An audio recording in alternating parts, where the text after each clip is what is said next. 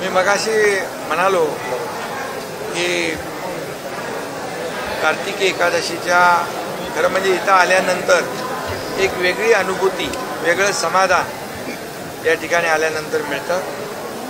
कार्तिकी एकादशीनिमित्त पांडुरंगाची विठू रखुमाईची पूजा करण्याचा मान संधी मिळाली. मी स्वतःला भाग्यवान समजतो. आणि आज पांडुरंगाकडे एवढंच साकडं घातलं की आपला बळीराजा संकटात आहे. आता नोव्हेंबरमध्ये देखील पाऊस पडतो आहे आणि अशा परिस्थितीमध्ये शेतकऱ्याचं प्रचंड नुकसान झालं आहे. शेती पूर्ण वाहून गेली, जमीन खरडून गेली, दुभती जनावरं वाहून गेली, घरांची पडझड झाली. आणि म्हणून महायुती सरकारने, मुख्यमंत्री देवेंद्रजी, मी, अजितदादा आणि आमच्या मंत्रिमंडळाने निर्णय घेतला की सगळ्या अटी शर्ती बाजूला ठेवून यावेळेस संकट मोठं आहे, शेतकऱ्याच्या मागं उभं राहायचं आणि 32,000 कोटीचं पॅकेज जाहीर केलं. आणि आम्ही सांगितलं होतं की शेतकऱ्याची दिवाळी काळी होऊ देणार नाही. दिवाळीच्याच दरम्यान, त्याच दरम्यान त्यांच्या खात्यामध्ये देखील आम्ही पैसे जाऊ दिले. आणि त्याचबरोबर त्यांना चिंता जी होती कर्जाची, त्याचा देखील जो उपाय आहे कर्जमाफीचा, त्याच्यावर देखील परवा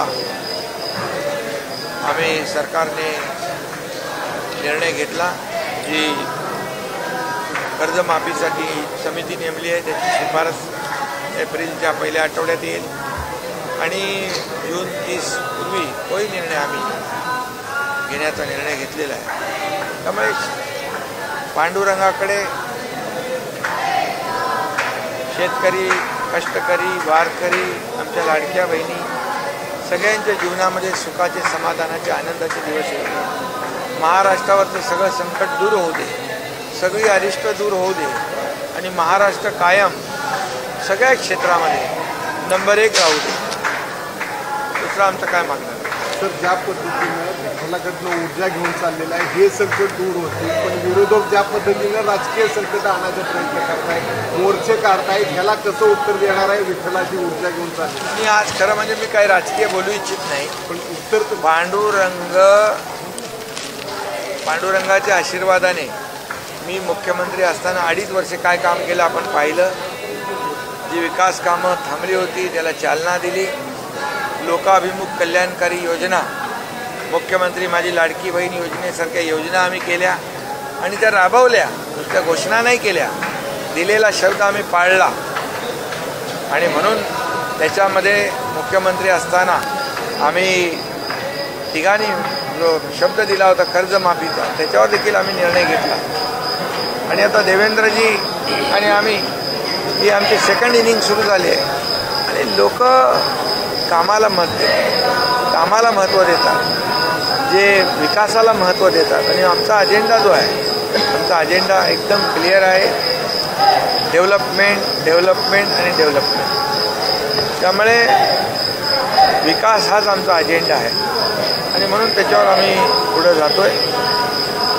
यामध्ये देश पुढं चालला आहे. प्रधानमंत्री मोदीजींच्या नेतृत्वाखाली आज आपली आर्थिक महासत्तेकडे आपली वाटचाल सुरू आहे. जगातल्या अनेक देशांची अर्थव्यवस्था डबघाईला आलेली असताना आपली अर्थव्यवस्था मजबूत करण्याचं काम देशाचे प्रधानमंत्री करतात आणि त्यामध्ये महाराष्ट्राचं योगदान मोठं असलं पाहिजे, हा आमचा प्रयत्न आहे. आणि त्यामुळे आम्ही कामाला महत्त्व देतो.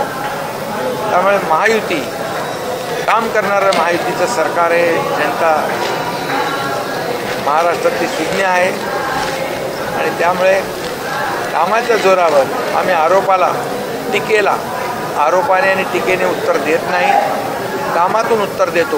म्हणूनच झालेल्या विधानसभेमध्ये महायुतीला लँडस्लाईड विक्ट्री मिळाली आणि आता पुढे येणाऱ्या देखील ज्या काही स्थानिक स्वराज्य संस्था आहेत त्या देखील महायुतीलाच कामाच्या जोरावर, विकासाच्या जोरावर लोक पाठिंबा देतील. चंद्रभागेचं आपण म्हणालात, यामध्ये आपल्या नगरविकास विभागाने 120 कोटीचा टप्पा मंजूर केला आहे. यामध्ये STP आहे, भुयारी गटार योजना आहे, चंद्रभागेमध्ये जी काही महिला मिश्रित जे काही सांडपाणी जातं ते थांबवण्यासाठी हे प्रकल्प एक पहिलं पाऊल टाकलेलं आहे आणि चंद्रभागा प्रदूषणमुक्त झाली पाहिजे ही सरकारची भूमिका. चंद्रभागेची मालकी कोणाची हे निश्चित होत नाहीये, त्यामुळे कोण एजन्सी याचं लक्ष देणार हे पाहिलं जात नाही. सरकार, महसूल, नगरपालिका आणि पाणी पुरवठा विभाग कुठलेही असले, सरकार म्हणून, शासन म्हणून आमची जबाबदारी आहे ती आम्ही पार पाडणार. सोलापूर जिल्ह्यामध्ये रोजगार हमी योजनेसंदर्भात खूप मोठा प्रश्न, निधी नाही तिथं आणि घरकुलासाठी जे काही 5 प्रथम योजना आहे ती वाढवणीने दिवस मिळत नाही. त्या संदर्भात काय मंत्री इकडे बाजूला आहेत, चिंता करू नका. आणि राहिलेलं जे काय आहे ते सगळं मिळेल, काळजी करू नका. सरकार पूर्णपणे जनतेच्या पाठीशी आहे, तुमच्याही पाठीशी आहे. तुमचा पण काहीतरी विषय